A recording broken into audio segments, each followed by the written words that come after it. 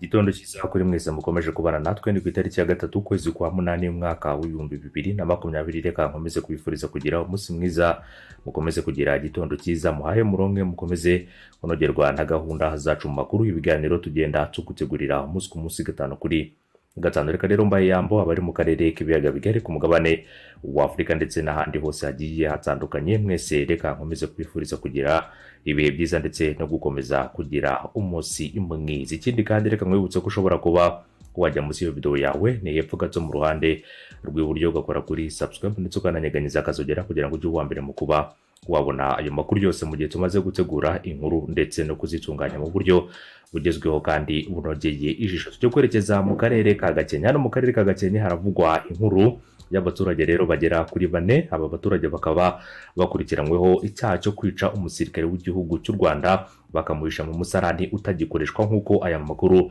yamaze kutugeraho akomeza kugenda itanga se. Rero aba baturage baba ari bande, hanyuma rero iki cyaha bakurikiranyweho cyaje kumenyekana gute, cyakozwe gute, byose rero akaba aricyo tugiye kugarukaho muri iyi nkuru ndetse n'icyo inzego z'umutekano zitangaza kuri aya makuru yamaze kumenyekana hano mu gihugu cy'u Rwanda. N'amakuru avuga ko abantu barenga 4 batuye mu mudugudu wa Marembo mu kagari ka Kanyanza ho mu murenge wa Karambo w'akarere ka Gakenke bakekwa kwica Serija Nizeyimana Juvenal barangiza bakamuhisha mu musarani wuzuye utagikoreshwa. Abo ngabo barimo umugore we babyaranye umwana ufite imyaka 6 y'amavuko, akaba rero yitwa Kambibi Francine. Hakaba rero abaturanyi bavuga ko bahoraga mu makimbirane atewe n'ubusinzi ndetse no gukekana gucana inyuma. Hanyuma rero hakaza undi witwa Turimukaga Anastase n'abandi barenze 2 barimo rero uwatorotse ukomoka mu karere ka Rutsiro nk'uko byemejwe n'ubuyobozi. Uyu nguyu rero witwa Turimukaga ni mubyara wa Kambibi. Kambibi rero akaba ari we mufasha w'uyu musirikare, akaba rero ari nawe cyangwa se akaba ari nawe umusarani wasanzwemo umurambo wa Nizeyimana. Uyu kandi yashatse gutoroka, ubwo rero yaragiye gutabwa muri yombi araraswa aza guhita yitaba Imana. Abaturanyi ndetse n'abayobozi bari hafi cyangwa se bari hafi y'urugo rwa Serija Nizeyimana Juvenal batangarije ikinyamakuru Bwiza.com ko uyu musirikare yaburiwe irengero kuva ku itariki ya 19 Nyakanga 2020. Uwo munsi rero ngo kaba ari we rero yagombaga gusubira mu kazi ke mu karere ka Rubavu nyuma rero yo kurangiza uruhushya yari yarahawe. Gusa rero ngo kuva icyo gihe uyu mugore kandi witwa Kambibi yagize imyitwarire idasanzwe irimo gushaka kwimuka aho ngaho, batangira gukeka ko rero yaba yaragize uruhare mu izimira ry'umugabo w'abaturage. Batangira gushakisha Nizeyimana Juvenal bamubona hashize iminsi 11. Ku wa kane rero ku itariki ya 30 Nyakanga 2020 umurambo we rero warangiritse, bigaragara ko rero waba waratewe cyangwa se waranatewe n'ibyuma. Ikindi kandi umuturanyi w'umuryango wa nyakwigendera yasobanuye uburyo uyu musirikare yaje mu rugo avuye ku kazi.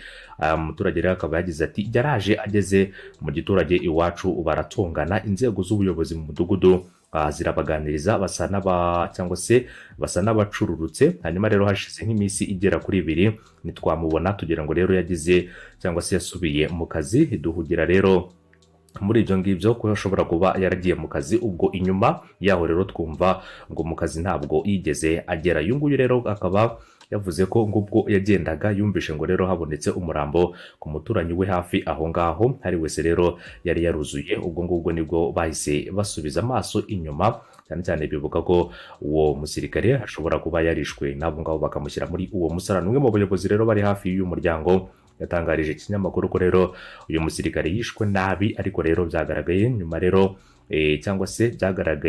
rero tutazi uko byagenze. Hagaragara rero baramushyize mu musarani wari waruzuye, ntabwo rero wari ugikoreshwa haruguru yaho twasanze barubatse undi musarani. Yasobanuye ko umurambo uyu musirikare washyizwe rero muri uyu musarani. Yagize ati rero hari ibiti byari bitinze aho ngaho, bimwe rero byari byaraboze byaraguyemo, ibyari bizima rero bacomekamo amaguru, noneho rero bagerekaho ibishogoshogo by'ibishyimbo bari barahuye bashyiramo itaka. Umunyamabanga nshingwabikorwa w'umurenge wa Karambo Hakizimana Jean Bosco yatangaje ko rero ubwa mbere habanje gukurikiranwa abantu 2 bakekwaho uruhare mu rupfu rw'uyu musirikare. Ubu ngubu rero hakaba hakurikiranywe abandi 2. Yagize ati rero buri munsi ku wundi hari igihe rero bakenera abantu. Ubu ngubu rero nkubwiye ngo ni umubare ungana utya naba nkubeshye. Uwo munsi rero hari babiri bahise bafatwa, ariko rero hari n'abandi bakurikiranwe. Gusa rero ngo amakuru arambuye ari mu bugenzacyaha nk'uko yabitangaje. Nyuma rero tukaba twagerageje kuvugana n'umuyobozi w'urwego rw'igihugu rw'ubugenzacyaha kugira ngo tumenye aho dosiye igeze kuri aba bakekwaho kugira uruhare mu rupfu rwa Sergent Nizeyimana, akaba atigeze aboneka ku murongo wa telefone. Ikindi kandi ku murongo wa telefone twavuganye n'umuyobozi w'ingabo z'u Rwanda Lieutenant Colonel Innocent Munyenga, ngatangaza ko rero nta makuru abifiteho. Impamvu ikaba rero ari uko urupfu rwa Sergent Nizeyimana rwaba rwaratewe n'amakimbirane yo mu rugo, no kuba rero bishoboka ko umurambo we wakorewe ikizamini autopsy. Ikindi kandi amakuru avuga ko umurambo wa Nizeyimana ukimara kuboneka wajyanwe mu bitaro bya Nemba biherereye muri aka karere ka Gakenke kugira ngo rero ukorerwe isuzuma. Biteganyijwe ko ujyanwa gushyingurwa ku munsi w'ejo, akaba aribwo bagiye kuwushyingura mu irimbi rya gisirikare riherereye i Kanombe. Nk'uko rero aya makuru yatugezeho akomeza kugenda abitangaza. Urumva rero ibikorwa bya kinyamaswa byakorewe rero umurambo w'uyu nyakwigendera. Urumva rero ku buryo ari igikorwa kibabaje cyane ku birebana rero n'uyu musirikare wishwe rero umurambo we ukaza kujugunywa mu bwiherero, cyane cyane rero ubwiherero bari batagikoresha, bikozwe rero na bamwe. Ntabwo navuga ko aribo babikoze, ntabwo ndabashinja icyaha, ariko nanone bikaba biri mu bugenzacyaha kugira ngo bakomeze gukurikirana. Gusa rero harakekwa umugore we, hakaza n'undi musaza w'umugore we, ndetse hakaza n'undi muturage ngo wabigizemo uruhare, ariko akaza kuraswa agerageje gutoroka agahita yitaba Imana. Abo bose rero akaba ari abakekwa, ndetse ubu ngubu ku ikubitiro babiri bakaba bari mu maboko y'inzego z'umutekano kugira ngo bakomeze kugenda bakora iperereza ku waba rero yaragize uruhare mu guhitana uyu nyakwigendera wari rero umusirikare w'igihugu. Ikindi kandi wari umwe mu bantu bafatiye runini igihugu cyane cyane ku kazi ke ka buri munsi, ariko rero akaba yaje guhitanwa n'abaturage cyane cyane ku birebana n'uyu umusirikare. Ibyo byose ntabwo yaba yarishe, nta nubwo rero yaba yarikize mu musarane, n'ubwo icyaha kitarabahama. Hari ababikoze kandi bagomba gukurikiranwa bakageza ndetse bakanagezwa imbere y'ubutabera kuri buri wese rero uri inyuma y'iki cyaha cy'ubugizi bwa nabi ndetse n'ubugome bukabije, cyane cyane rero muri kara karere ka Gakenke. Mukomeze kwirinda kandi mukomeze kwirinda amakimbirane yo mu ngo kuri buri muntu uwo ari we wese. Iki ni ikintu cyakunze kugenda kigaragara ko rero gikora kuri benshi, cyane cyane ugasanga bamwe bahaburiye ubuzima, abandi ugasanga barahangirikiye, barahakomerekeye. Amakimbirane ni ikintu gikomeye cyane. Niba ubona rero hari amakimbirane ashobora kubaho, byirinde kandi ubyirinde hakiri kare. Wirinde, ukomeze rero kuba warwana, kandi ikindi kandi urwane ku buzima bwawe. Umenye ko rero ukwiye kububungabunga. Mu kuburwanaho rero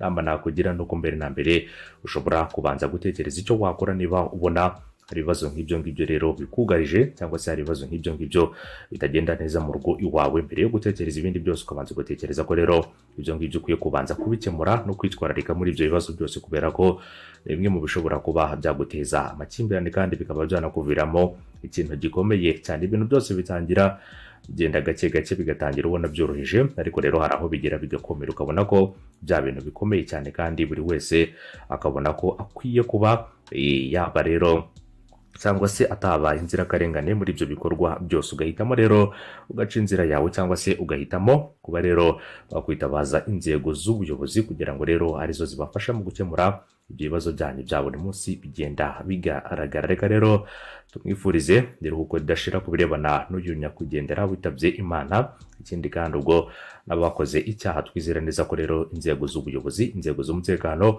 ziraza gukora ibishoboka byose kugira ngo zikomeze kugenda zishakisha buri wese wagize uruhare muri iki gikorwa kigayitse cy'ubugizi bwa nabi. Mu yandi makuru rero navuga ko arimo aragenda avugwa n'amakuru arebana n'icyorezo cya COVID-19. Mu gihe rero inzego zibishinzwe zivuga ko hari abantu bakomeje kugenda badohoka mu kwirinda iki cyorezo batubahiriza amabwiriza, niyo mpamvu rero hagiye gufatwa izindi ngamba zikomeye kugira ngo buri wese rero abanze atekereze kuri iki kintu, kandi amenye ko akwiye kwitwararika, akanamenya ko akwiye rero gukurikiza amategeko ndetse n'amabwiriza, cyane cyane ku birebana na buri muntu uwo ari we wese. Muri aya makuru tugenda tubagezaho ya buri munsi yo guhangana n'icyorezo cya COVID-19. Uburyo rero iki cyorezo kimeze, ni icyorezo gikomeye cyane kandi ni icyorezo gihangayikishije isi. Buri wese rero akwiye kuba yagira uruhare mu kwirinda, akarinda ubuzima bwe, akarinda n'ubw'abandi, akamenya ko rero akwiye kuba yakwitwararika muri ibyo bintu byose, kubera ko kimwe mu bintu bizagufasha rero mu kubungabunga ubuzima bwawe ndetse no gukomeza